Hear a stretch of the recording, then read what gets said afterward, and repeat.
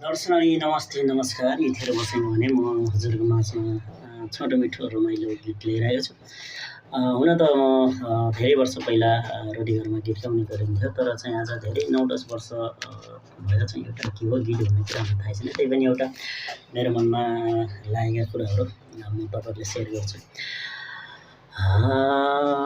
घर कहाँ पर्यो बहिनीको बाटो छोड्न मन लाग्यो, बाटो छोड्न मन लाग्यो।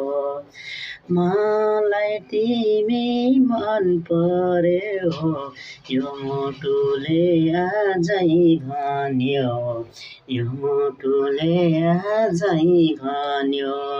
घर कहाँ पर्यो बहिनी त्यो, तिमीलाई साह्रै मन पर्यो। तर डर लाग्छ बोलाउन कतै रिसाउली, बोलाउँदा कतै रिसाउली। मुसुक हाँसेर बोल मेरो रानी,